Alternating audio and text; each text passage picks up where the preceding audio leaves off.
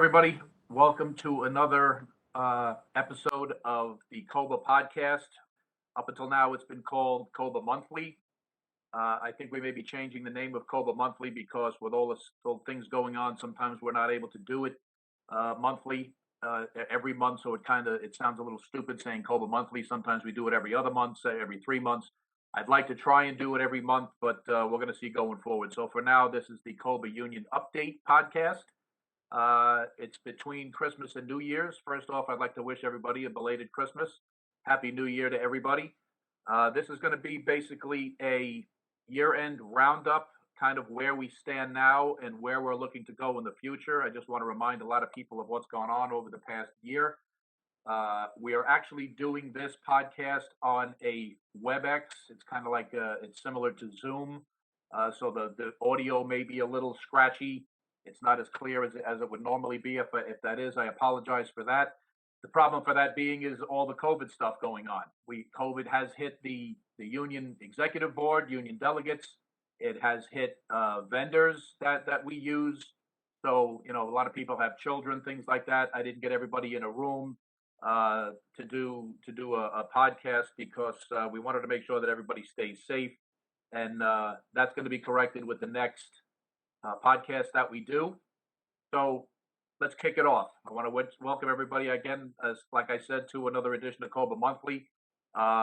There's just been a lot of irons in the fire lately. There's so much going on, but the problem is there's so much going on, and after this election in Nassau County, there's a lot that's not going on. First off, obviously we're in the midst of a tidal wave of COVID. Put my glasses on. I look like a granny. We're obviously in the midst of a tidal wave of COVID. The current status of our COVID is, to date, since the beginning of this pandemic, we have had 434 COBA members test positive. That includes people who have gotten it 2 times, 3 times, 434 people. That's since the beginning. Currently, in the very end of December right now, we have 93 people out positive with COVID. There are 10 people pending, which is 103. 103 out of about 725, 730 members that we have. That's a lot. Injuries to date on this year, just to put it out there for informational purposes, is about 189 reported injuries. Nobody's immune to this COVID crisis, obviously. We thought that we would hopefully be coming out of it at this time after those first waves and how bad it was in the beginning. It doesn't seem like this thing's ever going to end. And it's just, I'm not sure exactly where we're going to go with these new variants that are coming out, Omicron, Delta, every other thing you could think of. Hopefully this Omicron thing doesn't look like it's as serious before. The hospitalizations and deaths, thankfully, are way, way down, but the infections are way, way up. So it's something that we have to keep a tab on. God only knows what the future is going to bring for us. Hopefully any more variants that came out are going to be lesser and lesser, and they're not stronger and resistant. Nobody's immune to it. Like I said, it's hit the COBA board, the executive board. We've had people out with it now, our attorneys, our executive board members, delegates, our secretary, Shannon. For those of you that know Shannon, she's currently out with COVID. There's nobody that hasn't touched. It's certainly making everybody crazy, agitated. People are pissed off. There's a lot of interpersonal problems going on between people with relationships at home, relationships at work, the whole 9 yards. There doesn't really appear to be any end in sight. We have to figure out how the hell we're going to get out of this. The ongoing staffing crisis, which is the biggest problem affecting us in the Nassau County Sheriff's Department, has crippled this job, and it's caused so much anxiety here. And unfortunately, it's been exacerbated by the new wave of COVID. Now, on top of that, we have a change in county administration that has completely changed the political landscape of Nassau County. It's changed this job and everything we deal with on a day-to-day basis. With everything we have to deal with, the current administration vaporized after the election. They pretty much packed up and disappeared. They took a powder after the election, basically leaving a void in county government. Everything ground to a halt. The Blakeman administration is not in yet. A lot of people weren't sure that Bruce Blakeman was going to win. It was a slim margin of victory, but he did take over. But they hold no authority to govern now until next week after the new year. So to say we're dealing with a frustrating shit show in Nassau County right now would be the understatement of the century. With everything that's going on, that is the biggest problem that we're dealing with. Is there is a void in government right now. With regard to the department, with the election loss of Laura Curran and her administration, came a house cleaning of sorts here. Anyone from the city that was working here in the administration was sent packing.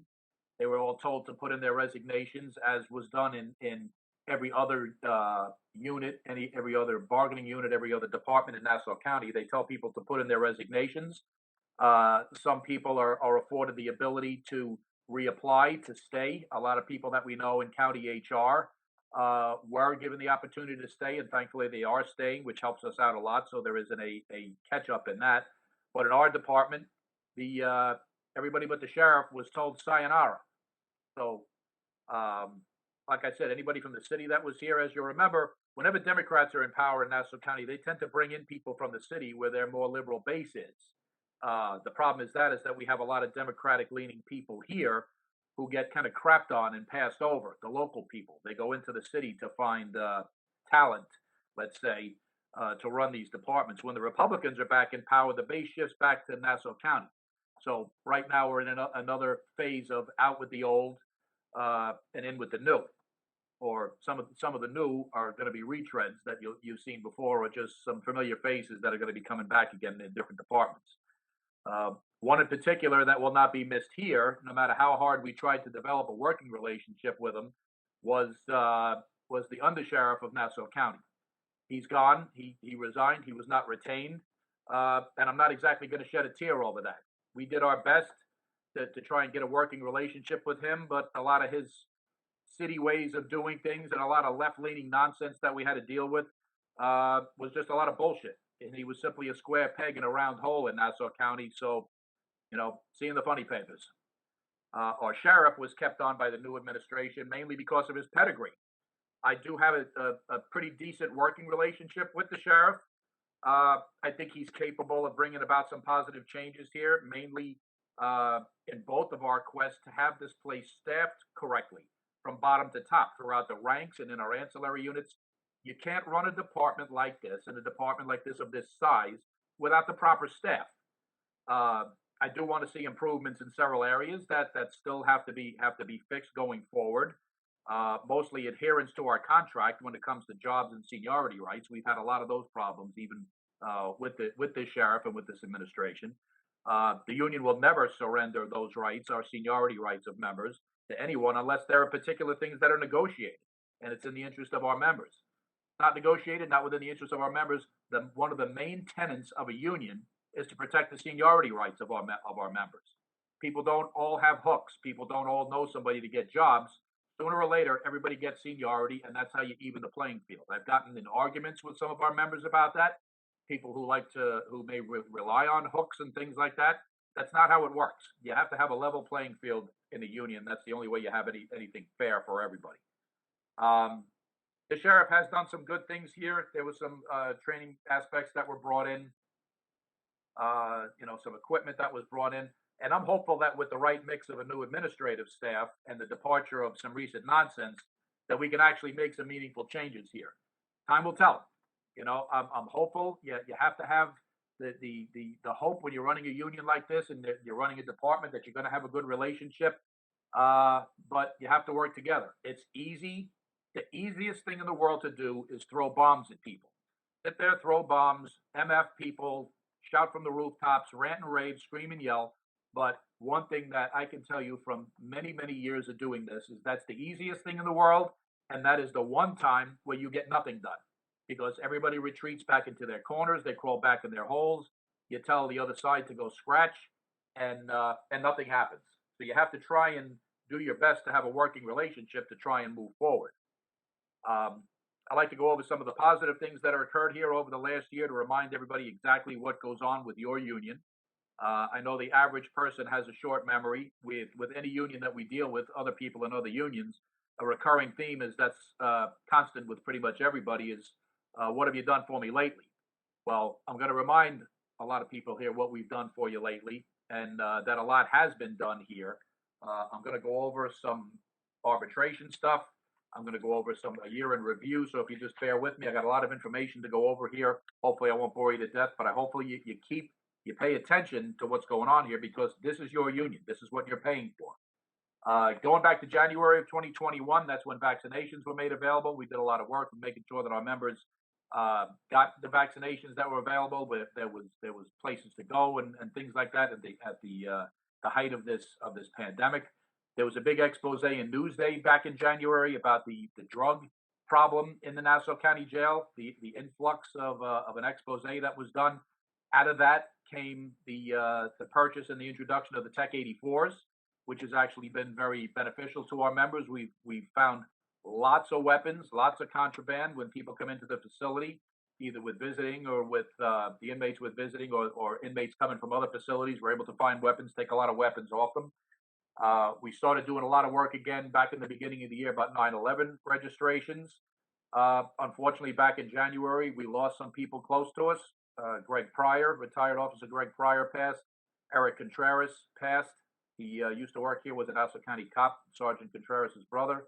Back in February, COBA won the arbitration regarding the desk lieutenant's position. The sheriff cut the desk lieutenant's position. He didn't think it needed to be there. We have things in our contract about it. We went to arbitration and we won, reinstating the desk lieutenant position. We're going to fight to reinstate and to hold on to all of our posts everywhere we can. Back in February, we lost retired Sergeant Joe Griever and retired Sergeant Kevin Knuckle to 9/11 illness. Back in March, I directed that I wanted the union office opened on campus over at the jail, the one that's outside the main control desk. Every Thursday, we have somebody over there. Every once in a while, we're not able to have somebody there because of things that are going on. But for the most part, over the past many months, we've had people in there, and I urge anybody to stop in there on a Thursday. To if you have questions, anything about the union, go in there. That's the place to do it. We just had a general membership meeting in November, and we had a hot 15 people there. And you need to interact. You need to get involved with the union, and that's the easiest way to do it. Everybody knows where we are. They know how to find us. People going on site on Thursdays. That's how you get the information, and we get rid of all the nonsense rumors in the OM, that type of stuff. Back in April, the HALT legislation. We were in Albany fighting the HALT, Human Alternatives to Long-Term Incarceration. That's supposed to take effect in this coming April. We're actually going to be meeting with the governor in the city and the governor's staff next on January 6th. We're trying to get them to push back on HALT or delay the implementation of it. Particularly, with the whole downstate coalition, because every corrections department in New York State, particularly us in the downstate area, Nassau, Suffolk, Westchester, New York City, and New York State corrections, even though our inmate populations are down, we're all dealing with staffing problems, staffing crisis. We all see the shit show that's going on in Rikers Island in the city. It's a disaster. We're not that far behind them. We need to make sure that the governor knows that when HALT is implemented, it's going to create bigger problems in our correctional facilities. We can't just throw this in there and turn on a switch and all of a sudden we have HALT where people are not going to be administratively segregated anymore, and you haven't given us the staff or the tools to handle it. So that's the major thing that we're dealing with going into the new year. Halfway through the year in June, we fought successfully with all the other statewide unions to prevent the rescinding of Article 35 of the Penal Law. Our rights for the defensive justification. The lunatics in Albany that hate anybody in a uniform, cops, corrections, they even hate ambulance drivers. They wanted to get rid of Article 35 of the Penal Law. Your defensive justification, the use of force, deadly physical force, things like that. These people are out of their freaking minds. Who the hell is going to take these jobs, and what kind of a society are you going to be living in if there is no law and order? Thankfully, we successfully pushed that back, and that did not pass. We haven't had a lot of success with a lot of this legislation since these lunatics took over in Albany, but that was one that we were very successful with, and we pushed it back. In June, we filed class actions against the county regarding the PeopleSoft payroll system. We ended up getting I'll get into that in a second because I'm going to run over the arbitration, exactly what went on with the arbitration, but we were successful in getting the PeopleSoft system fixed. We did 9/11 seminars. We partnered with the Nassau Police Veterans Association So military veterans on our department are affiliated now with the Nassau Police Veterans Association for different benefits and things like that that they can avail themselves of. Back in June, I want to remind everybody there was legislative hearings regarding jail infrastructure and staffing, and I testified at that hearing, pretty much stomping my feet and demanding that the infrastructure issues at our jail have to be addressed. Our staffing issues have to be addressed. And here it is December, and we don't have a county administration right now, and we're still kind of pissing into the wind, looking to get some things done here, which I'm hopeful is gonna change in the new administration. In July, the Downstate Coalition, including myself, formally addressed the New York State Legislature, demanding that the staffing problems in jails and prisons in New York State be addressed. That it should come also from the state. We can't just all stand here with our fingers in our ears and our hands over our eyes and pretend that staffing issues don't exist in these facilities where violence is up, COVID is up, halt is coming. Just don't stand there with your thumbs up your ass and having us stand here having to deal with this stuff without the tools to do it. First and foremost, being staffing. Um, in July, we also did additional bail reform informational sessions with county residents. As you all know, if you look back on some of these things that we've done and emails that we've put out, I've done numerous bail reform and discovery reform seminars. I did several of them with the Nassau County Police Commissioner, Pat Ryder, trying to educate our residents in Nassau County about what exactly is going on with bail reform, how it affects them, how it affects us in the jail with the inmate head count. Back in August, I addressed the county legislator demanding that the opioid monies, there was well over $100 million, $125 million was awarded to Nassau County for opioid settlement. I demanded that certain things have to be earmarked for the jail because we have drug programs in the jail. We have different types of things that we could certainly avail ourselves of with that money. I've been promised that money is going to be brought here, and I'm going to be on top of that going into the beginning of the year to make sure it doesn't disappear and pay for some other units overtime or something like that, which it's not allowed to be done for. We also had in August, there was the human rights law in Nassau County that was proposed by legislator Josh Lafazan and Delia DeRiggi-Whidden. There was a very contentious legislative hearing where law enforcement in Nassau County was attacked verbally attacked by several different groups that many of which didn't even come from Nassau County. Some did, pushing back on this law that would have supported law enforcement. Obviously, we supported it. It passed the legislature and it was vetoed by Laura Curran because of a lot of political pressure that went on. There was a lot of media attention to that. I was actually interviewed on national CBS radio about that stuff, and it reverberates what's going on all around the country about this anti-law enforcement settlement sentiment that we can't allow just to go on. Back in August also, we unveiled the new 9/11 memorial at the jail. Kevin Knuckles' name was placed on the in September, was placed on the 9/11 memorial in Wisconsin. And back in September, we kicked off our full-blown support of Ann Donnelly for Nassau County DA. As you all know, we put out a ton of information. We had people in the street, we had signs, we had a lot of different things that we went to. There was a lot of publicity around it. One of the biggest issues that affects us in Nassau County is making sure that somebody like Todd Kaminsky, who was the author and guy behind bail reform, didn't get in and bring all that Brooklyn, Queens, Bronx nonsense into Nassau County as the DA. Thankfully, there was a wave of support for Ann Donnelly, and in November she was elected along with a lot of other people. In October, I testified at the legislature demanding that the staffing emergency, lack of training, and accountability be addressed in Nassau County. This was right before the election, and you get a lot of positive feedback, but we only hired 40-something people in the last year, and probably 10 of them have gone. I'm going to get into it in a couple of minutes about some numbers that I said at that meeting, and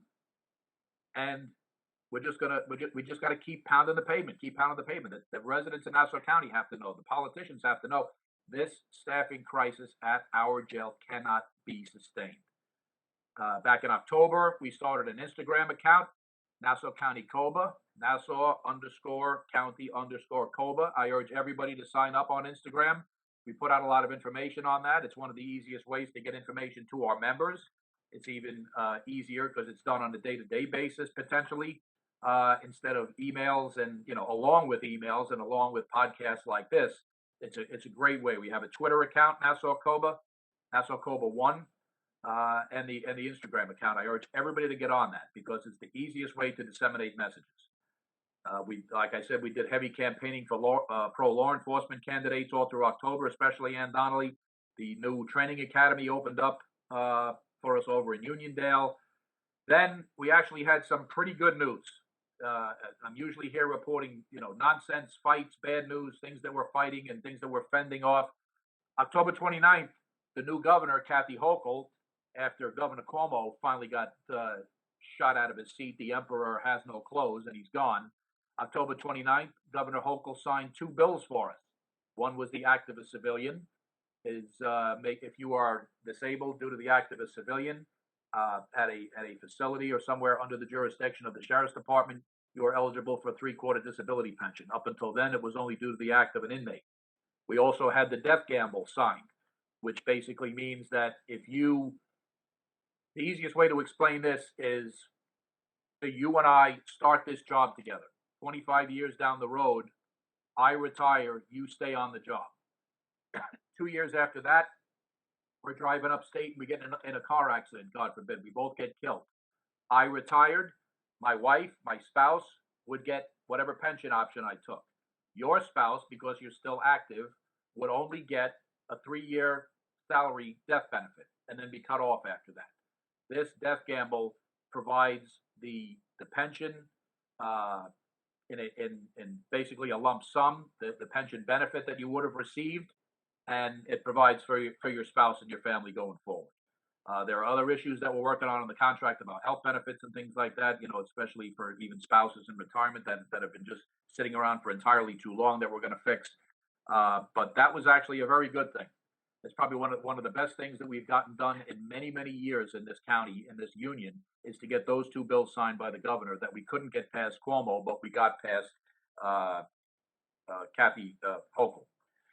Unfortunately, you can't have anything good without having some bad news. Mark Ridge and Brian Holt both passed away of 9/11 related illnesses, right? Basically on the heels of each other. A lot of work is done with the widows of, I deal with them personally myself, the widows of Kevin Knuckle, Brian Holt, and Mark Ridge. It's just, it's a sin. It really is a sin to have to see these guys that pass away from these 9/11 related illnesses. So the good comes with the bad, unfortunately. Health insurance updates in November. We had our health insurance committees with all the unions. We were able to successfully negotiate a new successor plan to the Aetna plan, which is now gone. There's an Empire, I believe it's called Empire BCBS plan that was put in place. It's reasonably matching the Empire plan, but it doesn't have a Stony Brook component into it. I'm sure a lot of you already know about that. I'm not going to get into it for the sake of expedience here. We had informational meetings regarding that in December. In December, we actually got some good news from us. The Strom Sisters Law Enforcement Group issued a grant in the name of the Nassau County Sheriff's Department, Correction Officers, Widows, and Children's. That was very nice. I'm going to talk about a win that we had regarding computer operations and the department not able to just put people in positions where they want. They can't violate the contract. I'm going to get I'll swing right now into the arbitration review, and then I'll take a quick break and talk a little bit about health and safety, and then I'll come back after that. Going right into the arbitration year in review. Back in February, we heard the special projects assignment seniority case where the county chose to disband the unit rather than try to defend the assignments that they failed to post for. They gave no consideration to the seniority rights of our members. We fought it in arbitration, and the county decided to disband the special projects unit. What ended up happening from there is they put the people in special projects into computer ops. Once again, violating the seniority rights of our members. We grieved that. We went to arbitration, and I'll talk about that in a second, because later on we got the decision. In February also, we were due to hear a CERT unit assignment case about people getting assigned to CERT. The county agreed to assign members who had greater seniority than those who were previously assigned. The county agreed to make those assignments no later than February of 2022.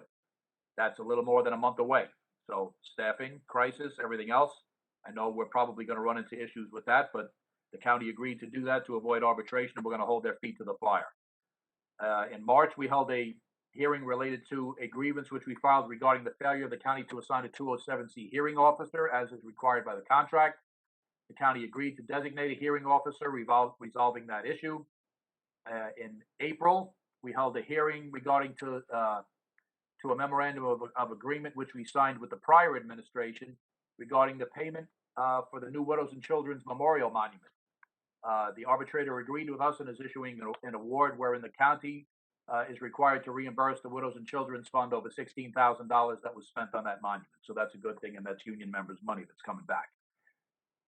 In May, we held a hearing related to the assignment of COBA members to the Computer Operations Unit, which required an additional date.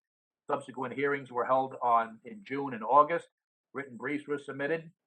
On December 23rd, we received an award in the case upholding our grievance and ordering 3 grievances to be assigned to the operations unit forthwith. So once again, we protected the seniority rights of our members, and due to all the staffing that's gone on here right before Christmas, the people in computer ops were reassigned along with several other people visiting back into security because the staffing crisis is so low.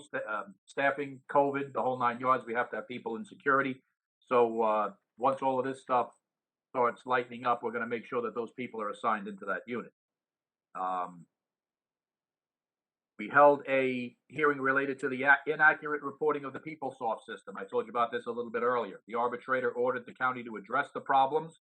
The biggest problems was the new PeopleSoft system was not crediting comp time and holiday comp days correctly. So we were able to get them to fix all these glitches in the computer system. We're monitoring it, and it all seems to be working pretty well right now. In October, we were scheduled to hear a case related to the department changing how members were reassigned for arbitration hearings. The department ultimately agreed to restore the common practice, which is that COBA makes the notifications and those members who require reassignment get reassigned to attend the hearings. I believe this had something to do with our former undersheriff. Didn't like that plan. He wanted it to be done differently, and we basically said, no, we're going to do it the way we've been doing it for 20 years. And the department ultimately agreed with us. We held a hearing in November related to the violation of the Captains in Security Unit memorandum. The department assigned numerous additional duties to security captains rather than promote new captains to do that work after numerous captains retired, which had previously been done by other captains. We're awaiting a decision in that case. We can't just have our people have, tons of additional work thrown on top of them because you don't have staff, obviously because of staff, but the jobs have to get done. But we can't just say we're gonna double up and triple up your workload because we don't have enough people and we can't promote because there's not enough people and just think that's going to go on into the future. It's not going to be allowable. In December, we held a hearing related to the failure of the department to post for a vacancy of the supervisor in the computer operations unit. During testimony in that seniority case, COBA discovered that a supervisor was assigned to the computer operations unit without having that job first posted for and then abide by the contract when making that decision. The arbitrator directed the county to make notifications that the sergeant who was put in charge of that unit was not in fact the supervisor of that unit. Captain Donahue was designated those responsibilities. So currently, and depending on what goes on into the new administration, if anybody has trouble getting in touch with computer ops, please forward any request through your chain of command to Captain Donahue, who is now responsible for getting those issues resolved. We're awaiting a decision related to when the department failed to provide our members a meal break. This case had several hearings and has been inundated with adjournments from the county. My computer keeps beeping. We anticipate a decision shortly. What happens when the department fails to provide a meal break? There's dependent on the day, dependent on who's making the decisions. Sometimes people will give you a overtime. Sometimes people will give you the meal stipend, and it's there's a hearing was done and there's a decision pending. So once that comes, we're going to notify everybody. That issue's been going on for entirely too long. We've had numerous disciplinary and 207C cases, either won or settled to the benefit of our members or to the agreement with our members, and we're very happy that the grievance docket is actually very low. One thing I just want to touch on quick before I get into, I'll take a break, is health and safety, particularly now with this COVID wave that everything's going on. The fire safety unit was kept in stock of all kinds of masks and gowns and protective face masks, things like that. So if you need anything, all you have to do is ask for it. Go through your chain of command, call the fire safety unit, and we've been assured that there's more than enough PPE to go around. With regard to the radios, there was the issue of changing all the radios was thrust upon us before we were ready to do a smooth transition. We encountered many obstacles because it's all tied into the police department and the county as a whole. It's a radio system for the entire county itself. After a year and a half, we finally have something that resembles a finished product. Now it's up to us to make it our own. At some point, we're going to have problems. You have to make sure your supervisors know about it. We have to make sure the communications knows about it. And if you have issues with these radios and how they're banned in and everything else, please reach out to the union. Reach out to myself, reach out to John Hogan, reach out to anybody in the union and let them know what's going on. One thing that we did after many years, health and safety wise, was get out of the academy, which all of those trailers were infested with fleas and all kinds of nonsense that went on back there. That's what prompted the move over to the new training academy. There are some issues with space in the new training academy. Come to find out, once they opened it up, much to my chagrin, I was not made aware during the building of it that it was actually downsized by a little more than a quarter, maybe almost a third of the entire project was downsized. So everybody's kind of on top of each other in the academy. We're working on potentially getting something done back here on our campus, but we're definitely going to keep our presence in that new academy. It's a state-of-the-art new academy with a lot of amenities that we're going to make sure that we're part of, and we're going to have the ability to use. But in the meantime, if we could also possibly bring something back to the jail to alleviate some of the space problems, I'm all for it, and we're going to be working on that in the new year.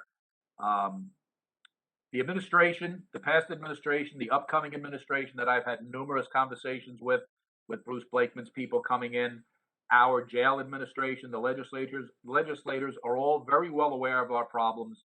They know how much money is needed here to fix these problems. There's plenty of money in the county coffers. We can build new police stations, new police academies, and Department of Social Services and all that stuff. There has to be money allocated to fix the problems in the jail. I'm not necessarily saying you got to knock down the jail and build a new jail, because we know that the cost that's going to incur. But we could certainly get the roof fixed. And these are conversations I've had with Bruce Blakeman and his staff. Don't give me the same nonsense that's been going on with the current administration, where I can't get a roofing company in here or air conditioning fixed. It's just absolutely insane. The legislature's taken tours of this facility for years in a row. A lot of times people act surprised. Oh, I can't believe how bad this is. Bullshit. You know exactly how bad this place is, and we're not going to stop fighting until we get what we deserve. We're going to embrace the change in the county. We're gonna go into it with our eyes wide open. A lot of people we know from the past, and we're gonna keep pounding the pavement to make sure that we get our pound of flesh on this side. I'm gonna take a quick break here, and then I'll come back and I'll touch on a few more issues, especially about the staffing crisis, and I'll see you in a few.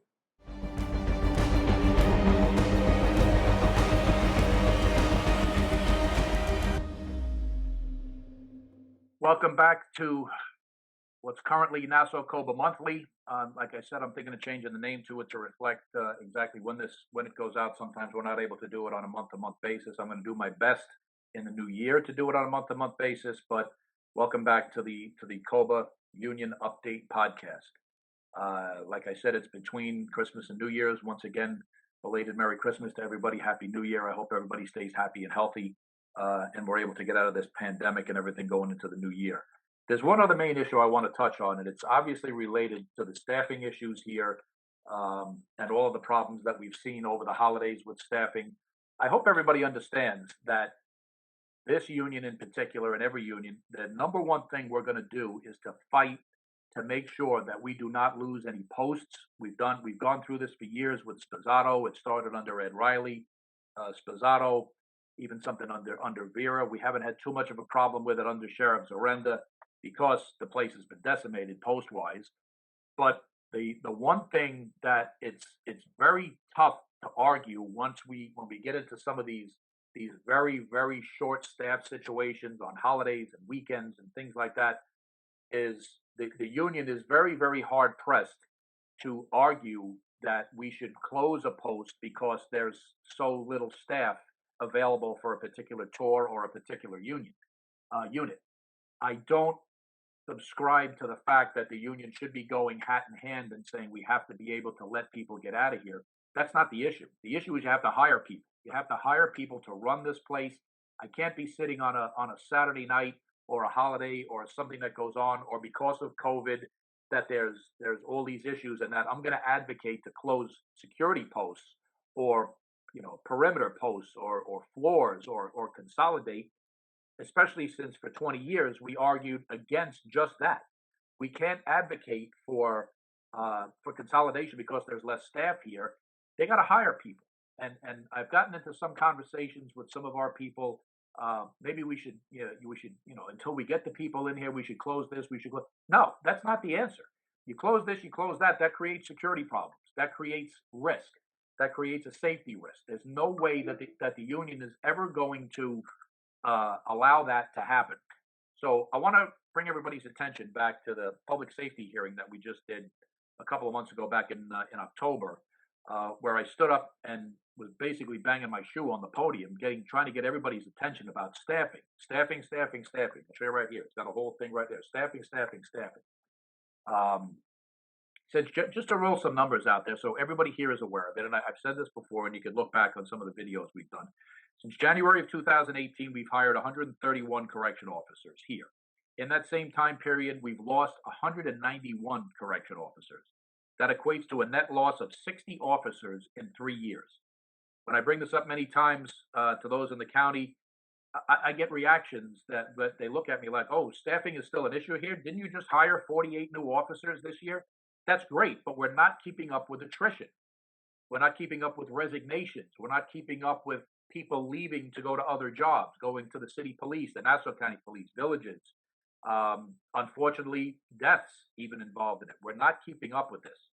In a little more detail, in 2018, we hired 57 officers and lost 46. In 2019, we hired 23 and lost 42. In 2020, we hired nobody and lost 68. Think about that. In 2021 to date, we've hired 48 officers, lost a few of those to new hires already to other jobs, but all told to date, we have lost 35 this year, and this is actually in October, so I believe it's another 15 or 20 since then, with normal retirements that occurred here in the end of December. Obviously, we have a staffing problem in this department. We have a staffing problem this time last year and the year before. We obviously know that everyone here is forced to work mandated overtime. It's an ongoing issue that doesn't ever seem to get resolved. And it doesn't seem to get resolved in other municipalities. And I'm not saying that's we just got to suck it up because it's happening everywhere. Bullshit that it's happening everywhere. It has to be fixed everywhere. Like I said earlier, the things that go on in Rikers Island are an absolute disgrace. Bill de Blasio should be thrown in prison as far as I'm concerned, not allowed to finish his term. The state deals with the same thing. Over the Christmas holiday, Westchester was slammed with staffing problems. Suffolk is slammed with staffing problems. This all equates back to this bail reform nonsense, where they think across the state the mindset is there's less inmates in the jail, you don't need as many correction officers. Not bail reform is better for people to get out on the street. That's the crazies on the left. But municipalities are thinking, here's a perfect opportunity to save on the cost of incarceration. The problem is they haven't hired so many people. They haven't kept up with attrition. They're so far behind the 8 ball now that, yes, our population did go down. We used to have 1,600 inmates in here. We were down to 1,000, 1,100. We were down to 500 during the midst of COVID. We're back up to, I want to say, around 800 now, fluctuating back and forth. That can't sustain itself. And once the courts are fully up and running, which I'm sure they're not doing now as much with all this COVID resurgence, you're going to have a lot of people coming back to jail. What's going to happen if we have 1,000 inmates in this jail and we only have 725 inmates? We used to talk about it back in the 90s. Are you going to tell me to bring 10 inmates home with me and put them in my living room? So this is a essential function of government, and it has to be staffed correctly. Let me just regain my thoughts here. We have retention problems. Also, we have retention problems. We have recruitment problems. This county, this department has never properly recruited for this job. They don't go out and talk to kids in the high schools, in the colleges, at job fairs, things like that. They did it a little bit under Vera, but it was just, individual appointed things. They don't even put ads in the paper when these things come out. When I took this test 100 years ago, when I started, 15,000 people took this test. We're giving this test now. We're lucky to get 1,000, 750. That has to be addressed through civil service and through the county. Like I said, we're not anywhere near what's going on with our counterparts in New York City, but we're not that far off from there either. The department has contracted duty and sanity of bail reform. We all continue to grapple with all levels of government and our law enforcement. Our present state, we calculate that we should have between 800 and 820 officers here right now with the inmate population that we have, including through supervisory ranks. That's something that we've been talking about with our contract negotiations, which is another thing that the county was hiding behind, is they were waiting for us to get a contract before they hired new hires under the terms of a new contract. But they also fought us on getting the contract done, then tried to push it through at the end of the year when we still had questions. They were trying to get us to sign off on an agreement that I wasn't ready to sign off on. The majority of the contract is done, yes, and I'm hoping that in January we'll see, because the Blakeman administration has made overtures that they want to help me with the outstanding issues, and hopefully we can get it done. But I was certainly not going to sign an agreement helping the current administration walk out the door, give them a feather in their cap when they weren't agreeing to give us what we needed to finalize the contract. It wasn't going to happen. So they weren't happy. The negotiators not happy. Tough shit. I wasn't doing it. Either way, contract or no contract, we need bodies. We can't go on. What if we do go on another couple of months with no contract? If God forbid that happens, we need bodies here. We need to put asses in the seats. It's all about safety and security. Safety and security of the surrounding community on top of everything else. As of today, we have 117 COBA members with 25 years or more on our job. Once again, our retirement's based on 25 years, so those people could go at any time at their option. We have approximately 50 COBA members with 30 or better years on the job. Several of those have just popped out now in December and retired. In mid 2023, we have an additional 23 hit their 30-year marks, with numerous more people hitting their 25-year marks. This all has to be taken into account, like it is in the police departments that I can outline. In the budget going into next year, for comparison, I always point to the public safety summary in the proposed budget between us and the police department. The police department remains budgeting strong anticipation of attrition through retirements through their ranks. Under the police department, the proposed Nassau County budget maintains a sworn headcount that includes additional classes to offset anticipated attrition, also increasing their supervisory headcount.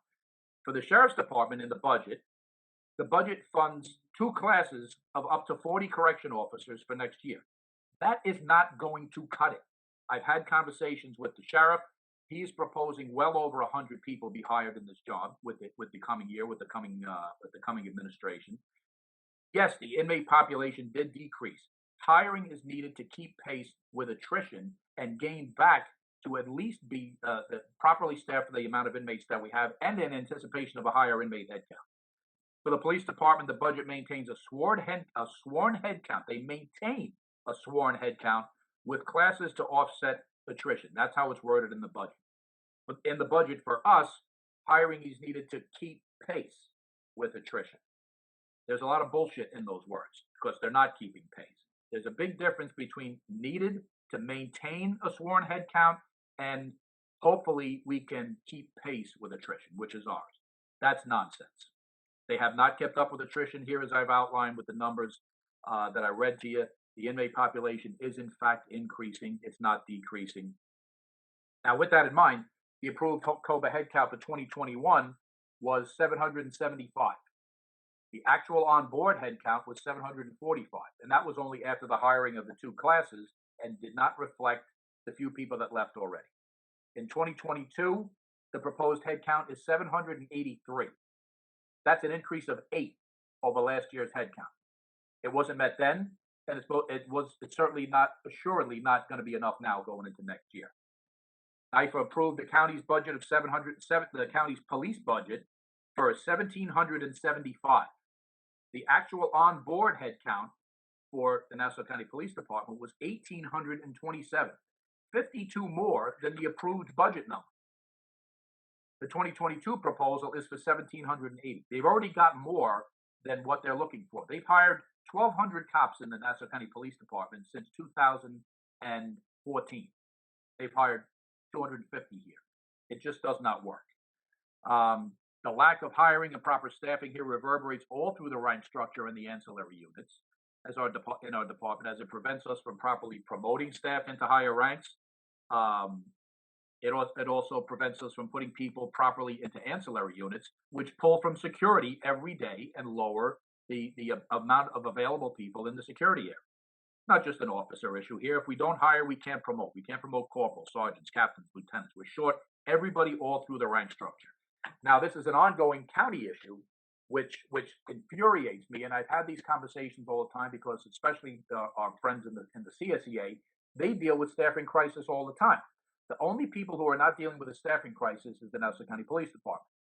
CSEA, which runs several ancillary units within the police department, have staffing problems. They have staffing problems in the police communications unit.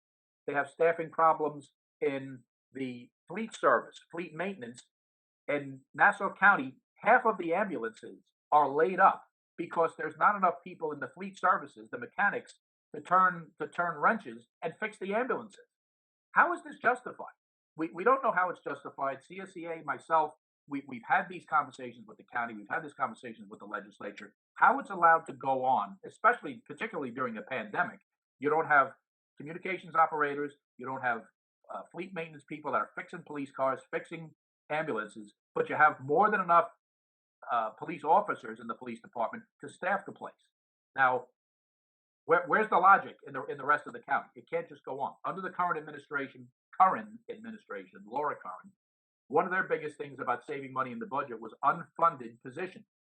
That was where they said that they were saving money and balancing the budget.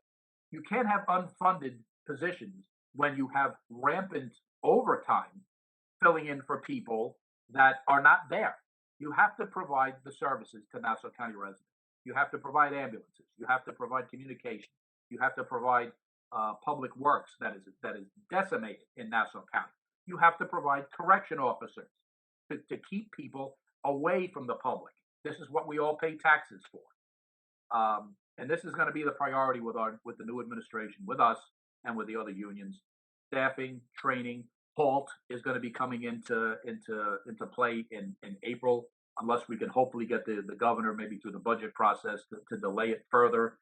There's infrastructure problems that have to be addressed here with HALT. It cannot just be business as usual. We can't go into a new administration and it's going to be business as usual, and we'll promise you this and a lick and a handshake that. All of that stuff has to end. This stuff has to be addressed, and if it's not, we're going to be out banging pots and pans and making sure that the population knows about it, that the taxpayers know about it. That's it for now. I mean, it's a lot of information to digest. If anybody has any questions, we have a few new people on the board of delegates going in. We're going to be providing some training and stuff for those guys to make sure everybody's up to date on all the laws and our contract. And that's another thing. I urge everybody on this job, read your contract. Get a copy of the contract. Go on the Nassau COBA website. Download the contract. Download the stuff that's on there. We get inundated with questions all the time that are easily answerable in the contract. We have no problem, steering people in the right direction. But everybody on this job, not just the delegates, not just the executive board, needs to know what's in your contract. And this way, you know exactly what you're dealing with, and you know exactly what we're entitled to, what we're fighting for, what we're fighting to keep, making sure that people don't violate the contract. But I'm going to end it there. So hopefully, obviously you can see there's a lot on our plate, all of us collectively together, going into next year with a new administration, in the county, a new administration in the department. Going to be a lot of new faces around. There's going to be a little bit of an adjustment period, finding out who everybody is, what their work is. But these issues are too far down the rabbit hole to just wait for everybody to catch up to speed. This stuff has to be addressed, particularly staffing. I wish everybody a very happy, healthy new year. Stay healthy. I personally recommend people get vaccinations. I'll probably piss people off saying that, but I will fight to the death your right to not get a vaccination. Just understand that. I got vaccinated. I got two vaccines. I got COVID. I got COVID pretty bad. I'm thinking if I didn't have the vaccine, even my doctor told me that I might have had a much worse case. You never know. There's a lot of breakthrough cases. You can disagree with me. You can tell me to go scratch. I recommend people get the vaccinations. I definitely feel that's why a lot of the hospitalizations or the deaths are down. But rest assured that I will protect your right to make your choice. Your body, your choice. My body, my choice. I chose to get the vaccine. You choose to say you don't want the vaccines. Trust me, I'll be there to fight for you. Happy New Year. Merry belated Christmas. And happy Kwanzaa to everybody that celebrates. And I'll see you in the new year. All right? Take care of yourself. Stay healthy.